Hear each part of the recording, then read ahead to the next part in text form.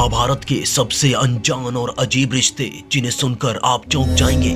दोस्तों, रामायण और महाभारत जैसे ऐतिहासिक ग्रंथों में हमारे प्राचीन भारत का इतिहास दर्ज है। दोस्तों, महाभारत काल में जोड़े गए कुछ रिश्ते ईर्ष्या, द्वंद्व, छल, विश्वासघात और बदले का उदाहरण है और आज के जमाने में हमें इन्हीं रिश्तों से प्यार, बलिदान और धर्म की कई शिक्षाएं भी मिलती हैं। दोस्तों, आइए आपको बताते हैं महाभारत के 8 ऐसे अजीब और विचित्र रिश्ते जिनसे दुनिया के अधिकांश लोग आज भी अनजान हैं। दोस्तों, आप सबका स्वागत है आपके अपने YouTube चैनल वॉरियर्स सागा में। वीडियो में आगे बढ़ने से पहले चैनल को सब्सक्राइब अवश्य करें।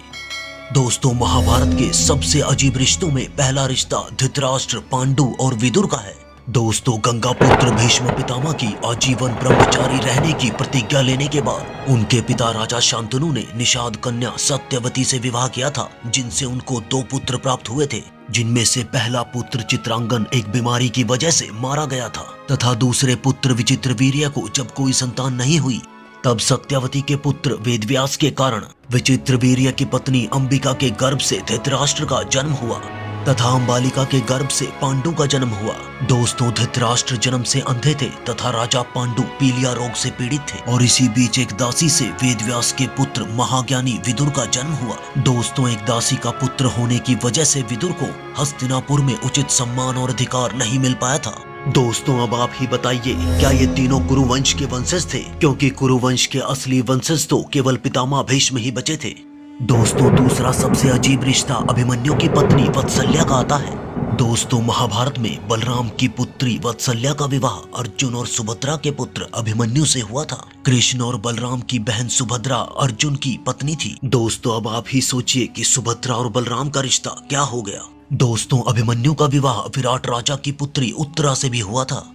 दोस्तों, नंबर 3 पर सबसे रहस्यमयी और विचित्र रिश्तों में भगवान श्री कृष्ण और दुर्योधन का रिश्ता आता है। दोस्तों, इनके इस रिश्ते के बारे में बहुत ही कम लोग जानते होंगे। दोस्तों, श्री कृष्ण की 8 पत्नियां थी, जिनमें से एक का नाम जामवंती था। श्री कृष्ण और जामवंती के पुत्र का नाम साम था। दोस्तों, साम ने दुर्योधन की पुत्री लक्ष्मणा से उनके स्वयंवर में जबरन विवाह किया था, जबकि दुर्योधन अपनी पुत्री लक्ष्मणा का विवाह कर्ण के पुत्र वृषसेन से करवाना चाहते थे। और दोस्तों, इस तरह दुर्योधन और श्री कृष्ण एक दूसरे के संबंधी बन गए थे। दोस्तों, महाभारत में सबसे विचित्र रिश्तों में चौथे नंबर पर युयुत्सु का रिश्ता आता है। दोस्तों, शायद ये बात बहुत कम लोग जानते होंगे, लेकिन धृतराष्ट्र का एक बेटा युयुत्सु भी था। युयुत्सु एक वैश्य महिला का बेटा था। दोस्तों, दरअसल धृतराष्ट्र के संबंध एक दासी के साथ थे, जिनके कारण युयुत्सु पैदा हुआ था। दोस्तों, महाभारत युद्ध में युयुत्सु ने अपने भाई कौरवों का साथ छोड़कर पांडवों का साथ दिया था। दोस्तों, 5वें सबसे विचित्र रिश्ते में महारथी अर्जुन और नाग कन्या अलूपी के पुत्र इरावन का रिश्ता आता है। दोस्तों, अर्जुन के पुत्र इरावन ने महाभारत के युद्ध में अपने पिता की जीत के लिए स्वयं की बलि दी थी। दोस्तों, बलि देने से पहले जब भगवान श्री कृष्ण ने इरावन से उसकी अंतिम इच्छा पूछी, तब इरावन ने बताया कि वह मरने से पहले शादी करना चाहता है।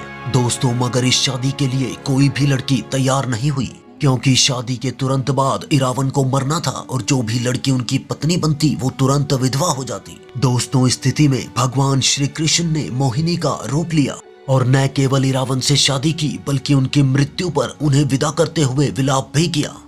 दोस्तों, सबसे विचित्र रिश्तों में 6 नंबर पर द्रौपदी और पांडवों का रिश्ता आता है। दोस्तों, हिंदू धर्म में एक पत्नी के लिए केवल एक ही पति को मान्यता दी गई है, लेकिन दोस्तों, महाभारत काल में केवल द्रौपदी ही एकमात्र ऐसी स्त्री थी जिसने 5 पुरुषों को अपना पति बनाया था और 5 पांडवों से उन्हें 5 पुत्र भी उत्पन्न हुए थे। दोस्तों, पुराणों के अनुसार यह कहा जाता है कि कुंती और ऋषि वेदव्यास के कहने पर द्रौपदी ने 5 पांडवों से विवाह किया था। दोस्तों, महाभारत काल के 7वें सबसे विचित्र और अनजाने रिश्ते में कुंती और कृष्ण का रिश्ता आता है। दोस्तों, राजा पांडु की पत्नी और 3 पांडवों की मां कुंती भगवान श्री कृष्ण की बुआ थी, अर्थात वह श्री कृष्ण के पिता वासुदेव जी की बहन थी। दोस्तों, कुंती को कुंवारेपन में ऋषि दुर्वासा ने वरदान के रूप में एक जादुई मंत्र दिया था, जिसके उपयोग से वह किसी भी देवता का आवाहन करके संतान प्राप्त कर सकती थी। दोस्तों, इसी मंत्र को आजमाने के लिए उन्होंने सूर्य देव का आवाहन किया और जिसके कारण सूर्य पुत्र कर्ण का जन्म हुआ। इसके बाद संसार में अपनी इज्जत खो जाने के डर से उन्होंने कर्ण को नदी में बहा दिया था, जिसके बाद कर्ण को धृतराष्ट्र के रथ के सारथी अधिरथ और उनकी पत्नी राधा ने पाला था। दोस्तों, महाभारत का 8वां सबसे विचित्र रिश्ता 100 कौरव पुत्रों और धृतराष्ट्र का आता है। दोस्तों, क्या आप जानते हैं जब धृतराष्ट्र से गांधारी को कोई पुत्र उत्पन्न नहीं हुआ,